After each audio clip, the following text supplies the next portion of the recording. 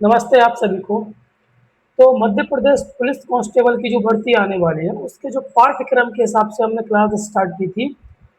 तो आज हमारी 8वीं क्लास है और 8वीं क्लास के नाते मैं एक बहुत ही अलग तरीके से इसमें चीज़ें लेकर आया हूँ। वो चीज़ें क्या है, आप उसको पूरी क्लास देखोगे तो उसमें चीज़ें समझ में आ जाएँगी। तो सबसे पहले मैं आप लोगों को एक चीज़ बता देना चाहता हूँ कि ये पूरी की पूरी क्लास ज़रूरी नहीं है कि आप एमपी पुलिस कांस्टेबल की तैयारी कर रहे हैं, वो स्टूडेंट आप देख सकते हैं।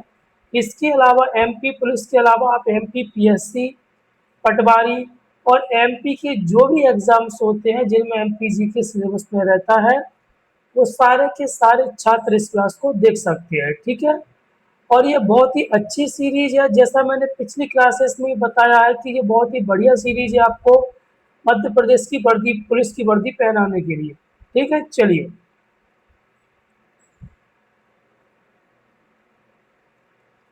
पहला प्रश्न है हमारा, आज हम इसमें 25 प्रश्न देखेंगे और जो हमारी कला और संस्कृति है आज हमारी खत्म हो जाएगी, ठीक है। फिर अब इसमें देखेंगे मेले, फिर उसके बाद हम जनजातियां पढ़ेंगे। तो पूरा का पूरा जो कंटेंट है बहुत ही बेहतरीन है ये, ठीक। मध्य प्रदेश सरकार द्वारा राज्य का राजकीय लोक नाट्य किसे घोषित किया गया है? तो इसका सही आंसर क्या है? मार्च है। मध्य प्रदेश सरकार ने मालवा अंचल के ये जो मार्च है वो कहाँ से संबंधित है? मालवा क्षेत्र से। के प्रसिद्ध लोक नाट्य मार्च को राज्य का राजकीय लोक नाट्य घोषित किया है। मार्च की परंपरा का प्रारंभ मुख्य रूप से उज्जैन से माना जाता है तथा यह लगभग 300 वर्ष पुराना लोक नाट्य जो रात्रि के प्रथम पहर में शुरू होता है। अगर मैं इसके पूरे कंटेंट को हर एक क्वेश्चन वाइज समझाऊं तो आप देखना, आपसे क्वेश्चन पूछा जाएगा पहला कि मध्य प्रदेश का राजकीय लोक नाट्य कौन सा है, तो आपको बताना है मार्च। किस एरिया से संबंधित है, किस क्षेत्र से संबंधित है, तो कहाँ से संबंधित है? ये तो मालवा अंचल से, ठीक। फिर इधर आइए, इसका जो मुख्य रूप से इसका जो परंपरा मानी जाती है वो कहाँ मानी जाती है? उज्जैन में। चलिए आगे। यह लगभग 300 साल पुराना है और ये रात्रि के प्रथम पहर का मतलब होता है जब शाम होती है 5 से 5 बजे से वहां से स्टार्ट होता है। जो प्रथम पहर होता है 8 बजे तक 9 बजे तक, वहां तक इसको लोक नाट्य किया जाता है। जो भी गांव में जैसे कि जो भी प्रोग्राम होता है आदमी फ्री हो जाता है शाम के समय उसके बाद। चलिए दूसरा। अच्छा, यहाँ पर एक चीज छूटी है वो मैं आपको बता देगा प्रयास करता हूँ। देखिए, यहाँ पर जो प्रश्न लगाया है ये प्रश्न मैंने कहीं से भी ऐसे ही मुंह उठा के नहीं लगा दिया है।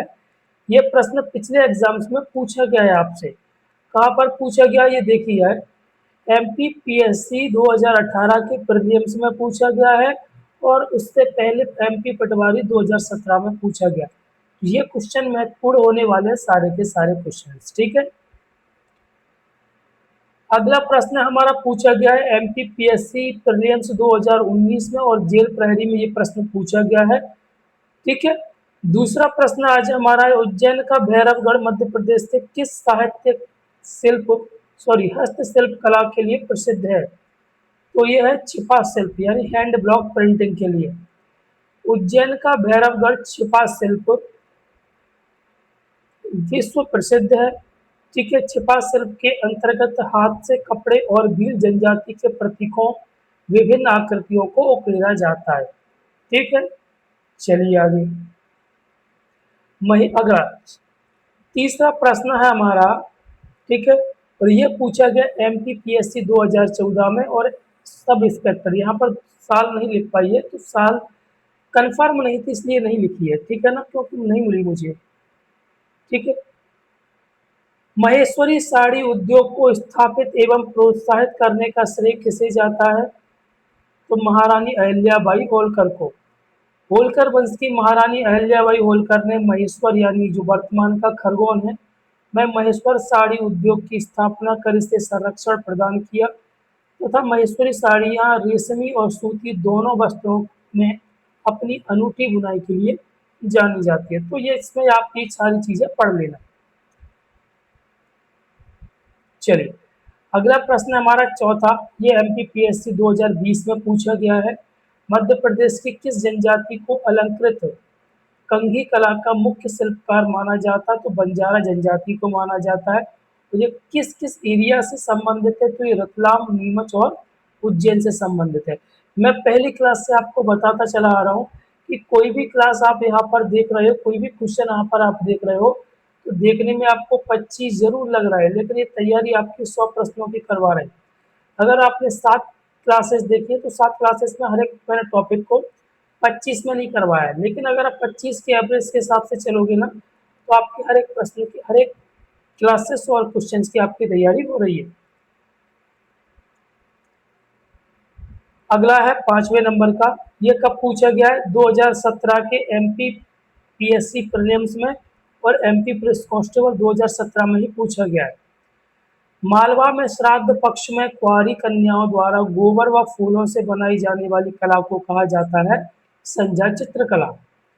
मालवा क्षेत्र से संबंधित है, आपको याद रखना है, किशोरियों यानी कुंवारी कन्याओं द्वारा श्राद्ध पक्ष में 16 दिनों तक प्रतिदिन दीवार पर गोबर, फूल पत्तियों तथा चमकीली पन्नियों से अलग अलग पारंपरिक आकृतियां बनाई जाती है, जिसे संजा कहा जाता है। मुझे कहाँ से संबंधित है? ये मालवा से संबंधित है। ये चीजें पढ़ाते पढ़ाते एक चीज आपको बताऊं, मेरे मन में भी ये चीजें आती है कि मुझे भी एक बार थोड़ा फील कीजिए इस चीज को कि आप जिस भी कल्चर में रहते हैं, उस कल्चर के बियॉन्ड थोड़ा बाहर जाकर आपका भी मन करता होगा कि हम जाकर ये सारी जनजातियों से संबंधित चीज़ें भी थोड़ी देखें, यहाँ के कल्चर को हम जिए, यहाँ की जो भी धार्मिक और शादियाँ वगैरह जो भी होता है, उनको हम वहाँ का जीने का प्रयास करें। तो मेरा तो मन करता है, शायद आपका भी मन करता होगा।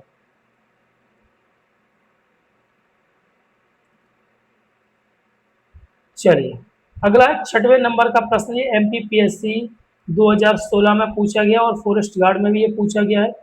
प्रसिद्ध खम्ब स्वांग लोक नाट्य मध्य प्रदेश के किस जनजाति द्वारा किया जाता है? तो कोरकू जनजाति द्वारा किया जाता है। ठीक है, तो पहला तो आंसर हमारा ये क्लियर हो गया है। ठीक, दूसरा, ये एक लोक नाट्य, ठीक है, मेघनाथ खम्ब के आसपास कोरकू पुरुषों द्वारा व महिलाओं द्वारा अभिनय एवं नृत्य प्रस्तुत किया जाता है और ये क्वार नवरात्रि में से लेकर देव प्रदर्शन, जो देव उठते हैं ना, वहां तक चलता है। ठीक है, तो ये सारे के सारे क्वेश्चन हमारे एक क्वेश्चन से तैयार हो जाते हैं। आपसे ये पूछा जाता है कि किस अवसर पर गाया जाता है, ठीक है ना, तो ये आपको बताना होता है, इसलिए मैं आपको कराता हूँ ये सारी चीजें। अगला है 7वें नंबर का। ये एमपी व्यापम ग्रुप 2 एग्जाम जो अभी वैकेंसी आई हुई है, उसमें पूछा गया है। ये पहले व्यापम चलता था, ईएसपी चलता है। सतना जिले का उचहरा क्षेत्र किस धातु पात्र शिल्प कला के लिए प्रसिद्ध है? तो कांसे की बटोहोली। सतना जिले के उचेरा क्षेत्र में कांसे के बटेहोली नामक प्रसिद्ध पात्र बनाए जाते हैं। वहीं नरसिंहपुर जिले में चिचली क्षेत्र में पीतल एवं तांबे से कलात्मक वस्तुएं बनाई जाती है। ये शायद ज़्यादा इम्पोर्टेंट आपको ना लगे, लेकिन फिर भी ये इम्पोर्टेंट है क्योंकि ये पूछा गया है पिछले एग्जाम्स में। तो ये गलती बिल्कुल भी मत कीजिए कि हमने जो चीज़ नहीं सुनी है वो एग्जाम में नहीं आएगी। 8वें नंबर का प्रश्न है एमपीपीएससी स्टेट सर्विसेज में यानी एमपीपीएससी में पूछा गया 2021 में। बुंदेलखंड में दीपावली पर लक्ष्मी पूजन के समय गेरू से बनाई जाने वाली चित्रकला को क्या कहते हैं? सुरेती कहते हैं। सुरेती बुंदेलखंड अंचल की सबश्रेष्ठ प्रतीकात्मक लोक चित्रकला है। इससे दिवाली व लक्ष्मी पूजन के अवसर पर दीवारों पर गेरू रंग से जाली नुमा आकृति की चित्रित किया जाता है।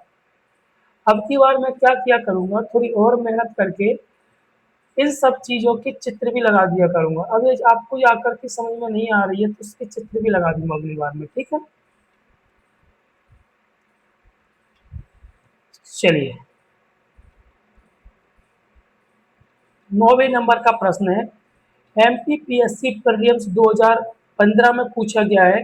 मालवा में नीरजा, नीरजा यानी नवरात्रि पर युवतियों द्वारा सिर पर छिद्र युक्त घड़ा रखकर मनाए जाने वाला पर्व है घड़लिया पर्व। अब आपके मन में क्वेश्चन आते होंगे कि सर ये कुछ भी पढ़ा रहे हो। भाई मैं कुछ भी नहीं पढ़ा रहा हूँ, आप यहाँ, इसीलिए मैंने क्वेश्चन आपके लिए लगाए। और ये मैंने यहाँ पर ये अपने मन से नहीं लगाया है, आप इसको एक बार वेरीफाई कर सकते हैं। मैं यहाँ पर ईमानदारी से पढ़ा रहा हूँ आपको, कोई भी चीज़ मैं आपको ऐसे नहीं पढ़ाऊँगा जो आपके लिए महत्वपूर्ण ना हो, आपके साथ धोखा हो।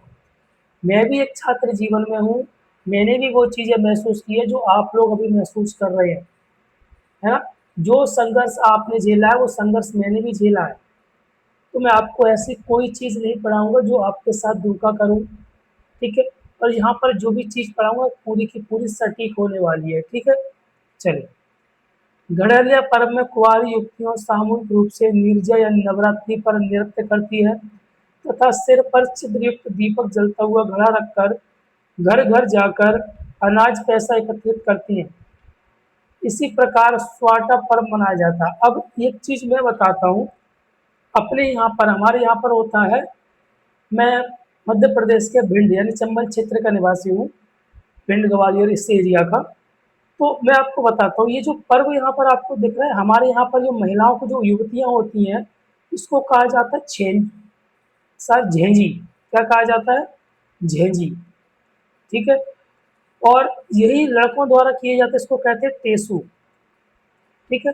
फिर एक दिन ऐसा आता है, झेंजी और ये टेसू माँग-माँग कर लोग पैसा एकत्रित करते, अनाज एकत्रित करते, फिर इनकी शादी कराते, फिर जो भी बढ़िया महोत्सव सा करते हैं ये लोग। तो ये हमारे यहाँ पे झेंजी और टेसू कहा जाता है। मालवा क्षेत्र में इसको क्या कहा जाता है? घड़ियालिया पर्व कहा जाता है, ठीक है? चलिए, 10वें नंबर का प्रश्न एमपी इंजीनियरिंग सर्विस 2020 में पूछा गया, ये एमपीपीएससी कराती है इसको, ठीक है? सूती दरी एवं कालीन निर्माण की पंजा पद्धति मुख्य रूप से किन जिलों में प्रचलित थी? शहडोल, जबलपुर, शहडोल और झाबुआ में, ठीक? चलिए आगे। अगला क्वेश्चन नंबर 11 है हमारा। एक मिनट, ये एमपीपीएससी 2019 में पूछा गया है। बघेलखंड में विवाह के अवसर पर महिलाओं द्वारा किए जाने वाला जिंदा नाट्य का नाम क्या है? इसका नाम है बहलोल।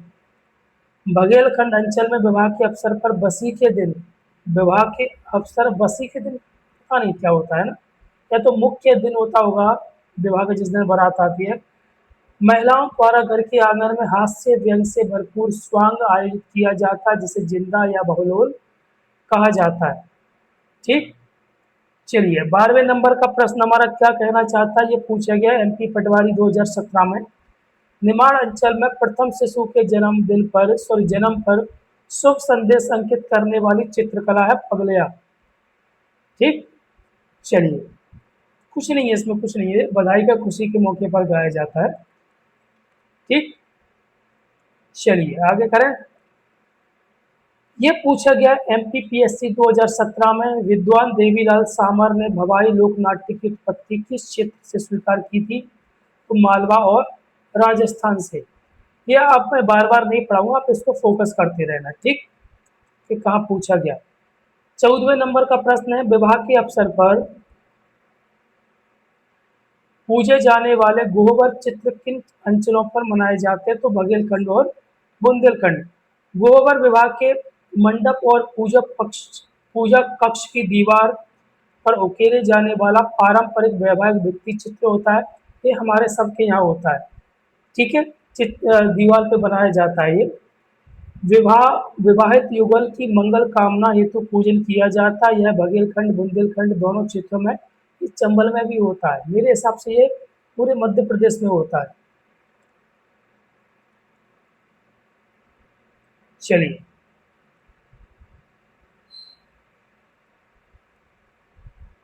निमाड़ अंचल का प्रसिद्ध लोक नाट्य गम्मत किन अवसरों पर किया जाता है? नवरात्रि, होली, गणगौर के पर्व पर। ओके, चले। और इसमें गणेश और सरस्वती की वंदना की जाती है, ये मैं पहले करा चुका हूँ इसको। 16वें नंबर का प्रश्न एमपी पुलिस सब इंस्पेक्टर में पूछा गया है आपसे 2016 में। बघेलखंड का कौन सा लोक नाट्य कृषक एवं अहीर संस्कृति का प्रतिनिधित्व करता है? तो ये है छाहोर। छाहोर बघेलखंड का प्रसिद्ध लोक नाट्य है, ठीक? कृषक व अहीर संस्कृति को दर्शाता है। यह दिवाली से प्रारंभ होकर गोपाष्टमी तक तेली, कुमार और हई जातियों के द्वारा ये किया जाता है। अगला है, ये पूछा गया है ग्रामीण बैंक और व्यापम के एग्जाम में पूछा गया है, श्रावण माह की अमावस्या यानी हरियाली अमावस्या जिसको बोलते हैं, जो अभी निकली है कुछ दिन पहले, मालवा एवं बुंदेलखंड में कौन सा पर्व मनाते हैं? इसको कहते हैं हरेटी। ओके। बहुरंगी संगमरमर की मूर्तियों के लिए प्रसिद्ध स्थान कारी किस जिले से के समीप है? तो यह है टीकमगढ़। जबलपुर का भेड़ाघाट सफेद संगमरमर की मूर्तियों के लिए, ग्वालियर पौराणिक देवी देवताओं की मूर्तियों के लिए जाना जाता है, जबकि टीकमगढ़ के समीप स्थित कारी नामक स्थान बहुरंगी संगमरमर प्रस्तुत कला के लिए जाना जाता है। श्रावण मास में गोबर से बनाई जाने वाली सबनाही चित्रकला का मुख्य उद्देश्य क्या माना जाता है? तो जादू टोना, बुरी आत्माओं से बचाव करना। इसको भी आप पढ़ लेना। बघेलखंड में विवाह के पश्चात खुले मंच पर आदिवासी युवतियों पर द्वारा खेले जाने वाला नाट्य है लकड़बग्गा। मतलब कितना प्यारा लगता होगा कि ब्याह शादी ब्याह होते हैं और फिर सब लोग मिलजुल कर ऐसे रहते हैं। और हमारे यहाँ तो क्या चलता है, शादी हुई, बारात आई, सब लोग गायब। यही है। अगर लड़की पक्ष की बात करें तो लड़की की विदाई हुई, सब गायब। शादी के बाद तो ऐसा लगता है पता नहीं कैसा मातम सा छा जाता है, लेकिन यहाँ पर कितना प्यारा लगता होगा। चलिए आगे। निमाड़ में दशहरा शैली सप्तमी, हल्दी, गेरू, गोबर से दीवारों पर लगाए जाने वाले छापे, इसको क्या कहा जाता है? थापा कहा जाता है। ओके। हमारे यहाँ थापे तो शादियों में मंडप के दिन लगाए जाते हैं। जिरौती भित्र चित्रकला मध्य प्रदेश में किस अवसर पर मुख्य रूप से चित्रित की जाती है? तो हरियाली अमावस्या पर की जाती है। मध्य प्रदेश को कोल जनजाति द्वारा किए जाने वाला प्रसिद्ध सामाजिक लोक नृत्य दहका है। ठीक है, आप इसको पढ़ लेना। ये विजयदशमी के अवसर पर किया जाता है। बुंदेलखंड का स्वांग लोक नाट्य किस फसल की कटाई के बाद किया जाता है? राई की फसल के कटाई के बाद। बुंदेलखंड स्वांग लोक नाट्य राय नृत्य के बीच में प्रहसन व हास्य के रूप में खेला जाता है। राई यानी सरसों की फसल कटने के बाद त्योहारों व उत्सवों के लिए पर आयोजित किया जाता है। ठीक है, ये आप देखते जा रहे होगे ना, ये एमपीपीएससी मेंस में पूछा गया है। 2-3 नंबर में पूछा गया होगा। बुंदेलखंड में नवरात्रि कुंवारी कन्याओं द्वारा कांटेदार झाड़ियों पर निर्मित कला मामूलिया कहा जाता है। मामूलिया बुंदेलखंड में के अंचल में नवरात्रि के समय अविवाहित कन्याओं द्वारा गोबर फूलों से कांटेदार झाड़ियों पौधे सजाकर एक लोक आकृति बनाई जाती है। तो अब मैं आपसे एक क्वेश्चन पूछना चाहता हूँ कि ये मेरे द्वारा जो सीरीज चलाई जा रही है, आपके द्वारा बिल्कुल भी सपोर्ट नहीं मिल रहा है, इससे बिल्कुल भी सपोर्ट नहीं मिल रहा है। क्या आप लोगों को सिलेक्शन लेना है? अगर सिलेक्शन लेना तो ये सीरीज आपके लिए बहुत महत्वपूर्ण है, आपको नहीं समझ रहे, बहुत ज़्यादा महत्वपूर्ण होने वाले हैं। ठीक है, चलिए आप इसके नोट्स बनाइए, इसको पढ़िए और कुछ नहीं।